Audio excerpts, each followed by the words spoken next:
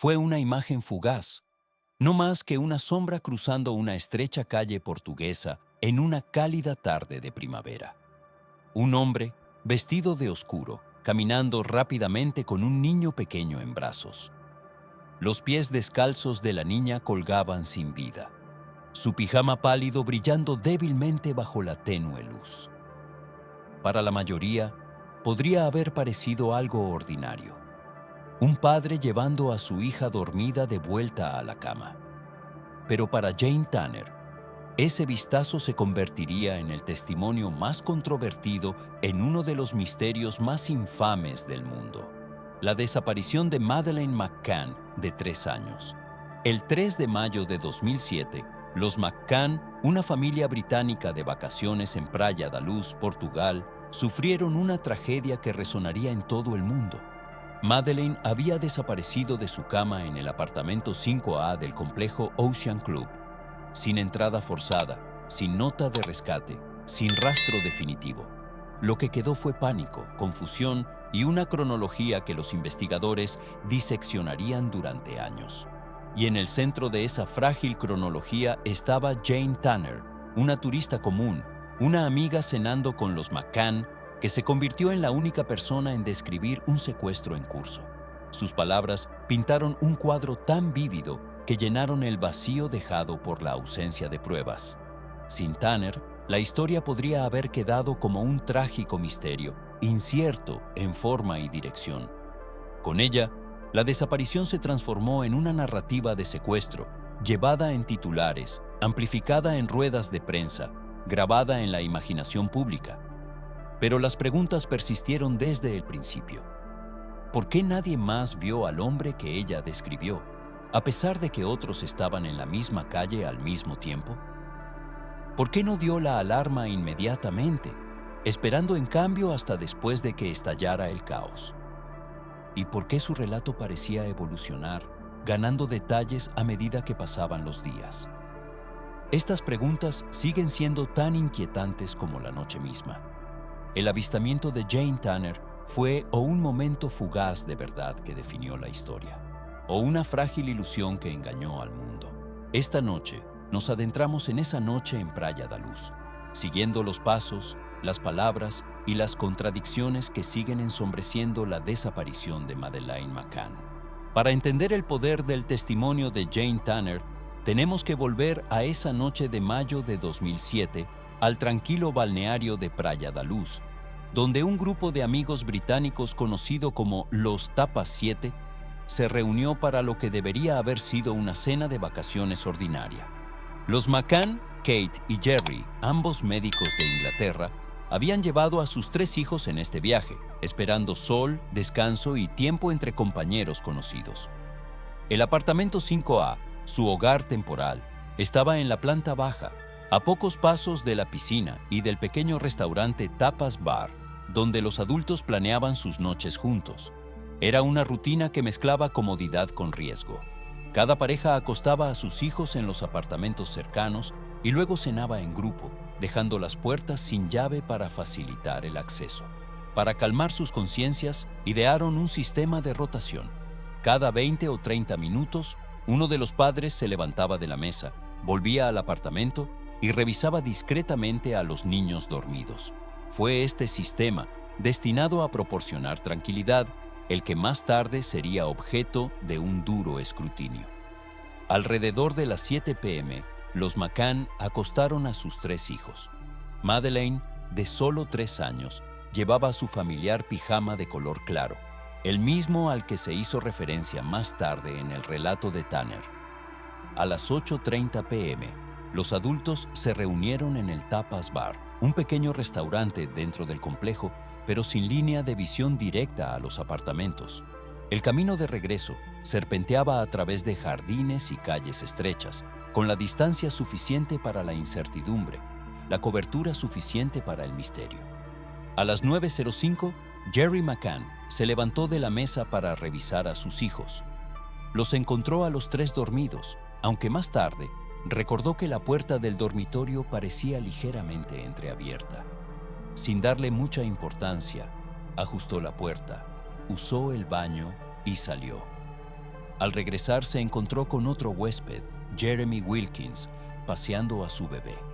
Los dos hombres se detuvieron en la calle, charlando casualmente durante varios minutos, a pocos metros del apartamento de los McCann. Su conversación fue intrascendente, pero su momento resultaría crucial, porque mientras Jerry y Wilkins estaban allí, Jane Tanner salió del Tapas Bar para su propio turno de revisar a sus hijos. Era alrededor de las 9:15 y mientras subía por la calle, miró al otro lado para ver una figura moviéndose rápidamente, cargando a un niño pequeño descalzo en un pijama claro. Más tarde insistiría en que podría haber sido Madeleine. Sin embargo, ni Jerry ni Wilkins, que estaban a pocos pasos, vieron nada inusual. Esta contradicción, el choque entre la visión solitaria de una mujer y el silencio de dos hombres, desataría años de debate. Fue la chispa que convirtió la cena en desastre y a una niña desaparecida en uno de los misterios más examinados de la era moderna. Jane Tanner no era detective ni tenía ninguna autoridad especial esa noche. Era una madre de vacaciones, parte del mismo círculo de amigos que confiaban en un frágil sistema de controles y equilibrios para vigilar a sus hijos. Sin embargo, al final de la noche, sus palabras se elevarían por encima de cualquier otra declaración, convirtiéndose en la piedra angular de la teoría del secuestro que acaparó titulares mundiales. Según su relato oficial, aproximadamente a las 9:15 p.m., al salir del Tapas Bar para revisar a sus dos hijas pequeñas, caminó por la estrecha calle adyacente al apartamento de los McCann. Allí, con la luz menguante, dijo haber visto a un hombre cruzando la calle a paso ligero.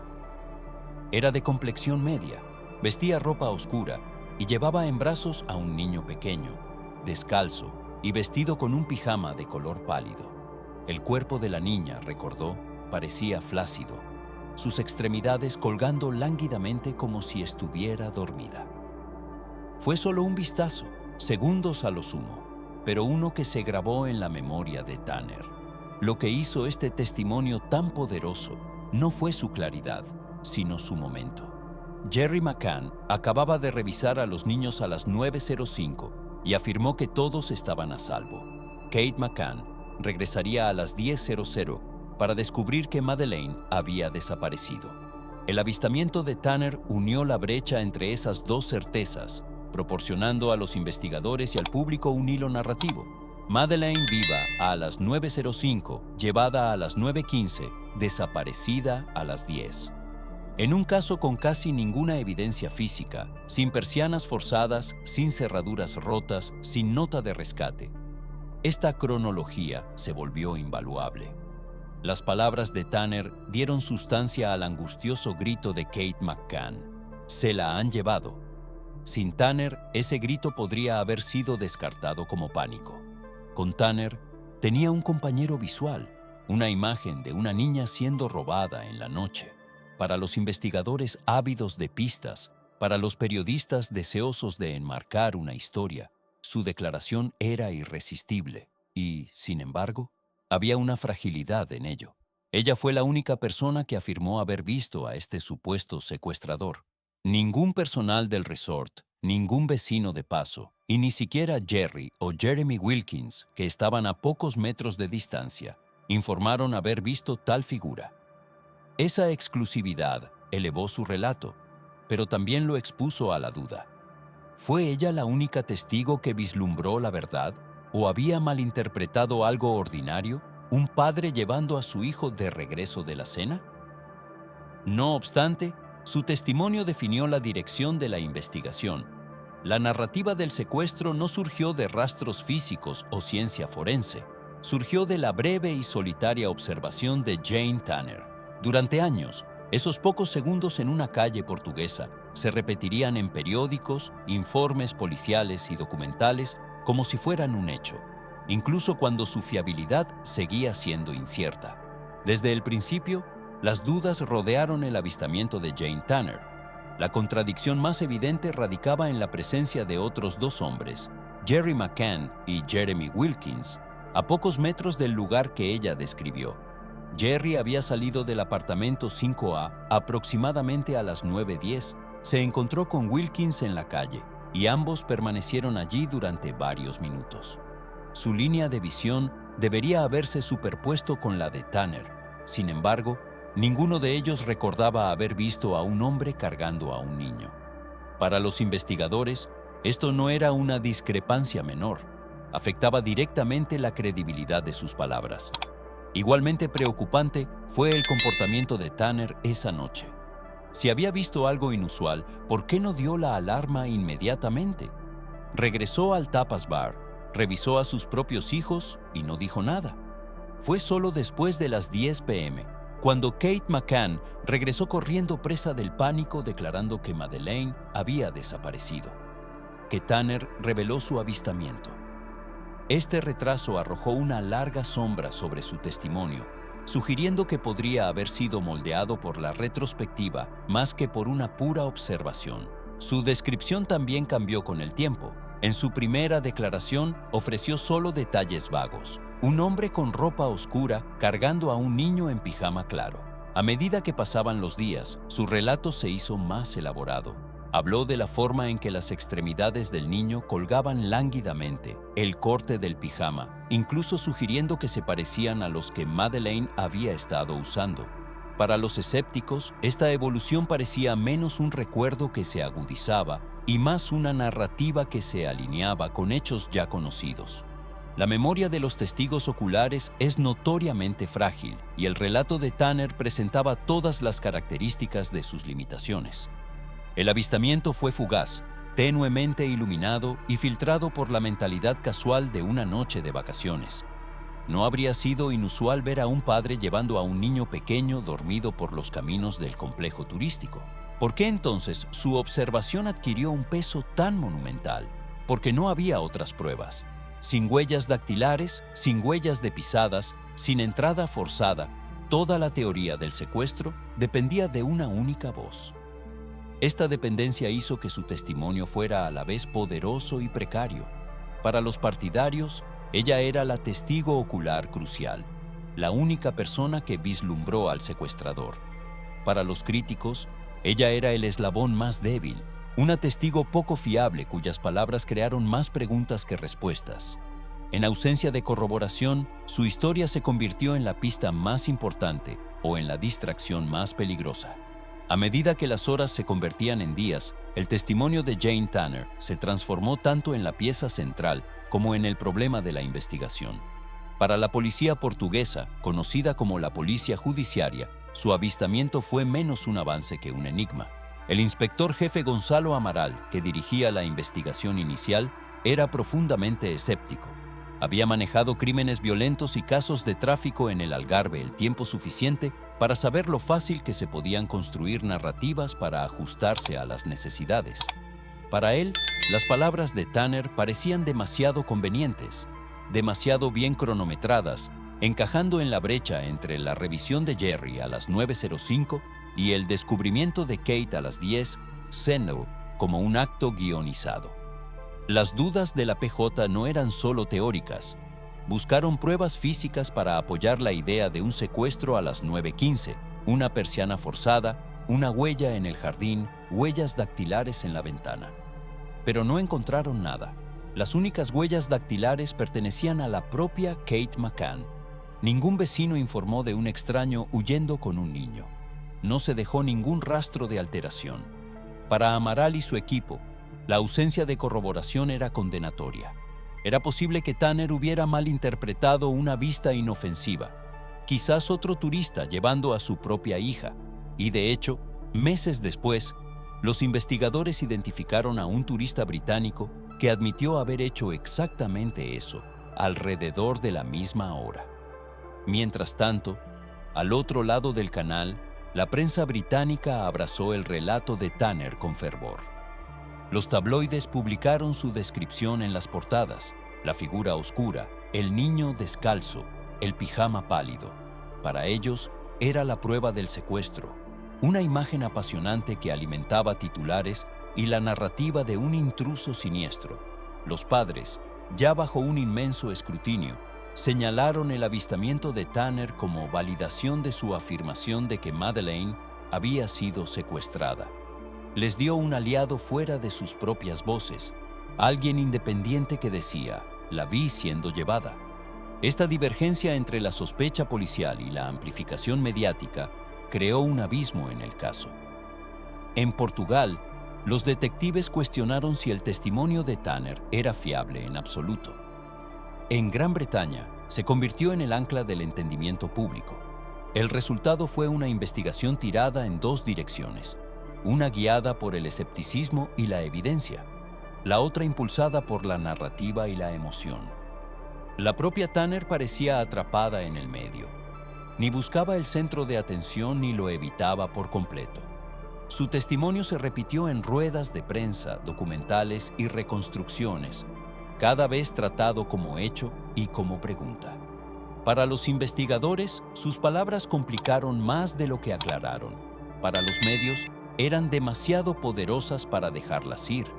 Y así, Jane Tanner se convirtió no solo en una testigo, sino en un símbolo de la fragilidad de la memoria, del hambre de historias y de la forma en que una sola voz puede eclipsar el silencio de las pruebas. Mientras el relato de Jane Tanner dominaba los titulares, había otro testimonio de esa misma noche que contaba una historia muy diferente. Alrededor de las 10 p.m., justo cuando Kate McCann descubrió la desaparición de su hija, Martin Smith y varios miembros de su familia regresaban a su apartamento después de una noche fuera. Cerca de la iglesia en Praia da Luz, ellos también vieron a un hombre cargando a un niño pequeño. Las similitudes con el avistamiento de Tanner eran sorprendentes. El niño estaba descalzo, vestido con ropa de dormir clara y parecía tener unos 4 años. Pero a diferencia de Tanner, los Smith no estaban solos. Múltiples miembros de la familia vieron la misma figura, ofreciendo una observación colectiva en lugar de una impresión solitaria. La familia Smith recordó detalles que dieron a su relato un peso del que carecía el de Tanner. Notaron la forma torpe en que el hombre llevaba al niño, las extremidades del niño colgando lánguidamente y la dirección en la que se dirigía. Meses después, Martin Smith incluso admitió que la apariencia del hombre le recordaba al propio Jerry McCann, aunque no podía estar absolutamente seguro. Esta sugerencia, inquietante en sus implicaciones, situó el avistamiento de los Smith en conflicto directo con la narrativa de secuestro promovida por los McCann y respaldada por las palabras de Tanner. Sin embargo, a pesar de su corroboración por varios testigos, el testimonio de Smith fue en gran medida marginado. Apareció en informes, pero rara vez con el mismo énfasis. La razón era simple, no encajaba con la narrativa que ya se había establecido. Los medios británicos, ferozmente protectores de los McCann, se apoyaron fuertemente en el relato de Tanner, que apoyaba la imagen de un depredador externo. Destacar demasiado el avistamiento de los Smith habría corrido el riesgo de arrojar sospechas sobre la familia, un ángulo que la prensa parecía poco dispuesta a explorar. Para los investigadores, la yuxtaposición de estos dos avistamientos era preocupante. Por un lado, una voz solitaria que se alineaba convenientemente con la cronología de los padres. Por el otro, el recuerdo colectivo de una familia que planteaba preguntas incómodas. ¿Por qué entonces uno se convirtió en la piedra angular del caso, mientras el otro fue discretamente minimizado? La respuesta revela el poder de la narrativa sobre la evidencia. El testimonio de Tanner encajaba con la historia que el mundo quería creer. Un niño robado por un extraño.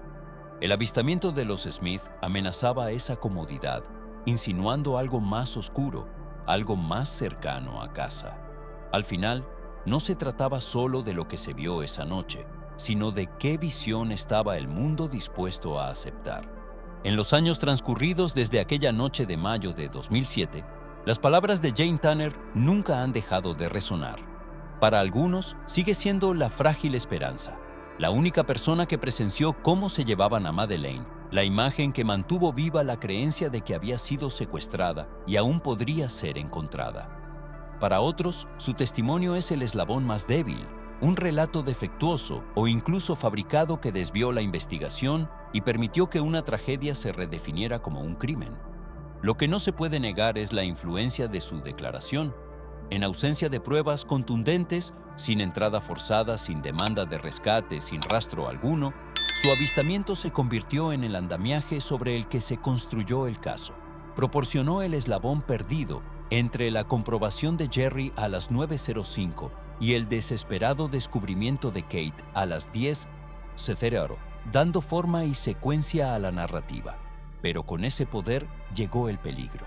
Si su testimonio fue un error, entonces el mundo ha pasado casi 2 décadas persiguiendo un fantasma. La lección es clara. La memoria es frágil, las historias son maleables, y el testimonio de un testigo ocular, por vívido que sea, nunca debe reemplazar la evidencia. Sin embargo, en el caso de Madeleine McCann, el fugaz vistazo de una mujer se convirtió en algo más que un recuerdo.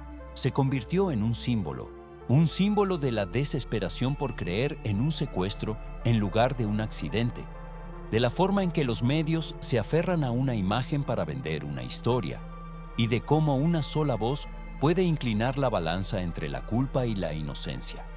Hoy, el legado de Jane Tanner no trata solo de lo que vio, sino de lo que sus palabras crearon.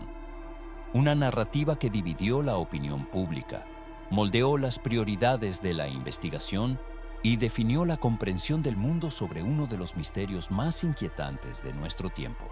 Ya sea que vislumbrara la verdad o ayudara sin saberlo a oscurecerla, su testimonio sigue siendo el pivote sobre el que aún gira el caso Madeleine McCann.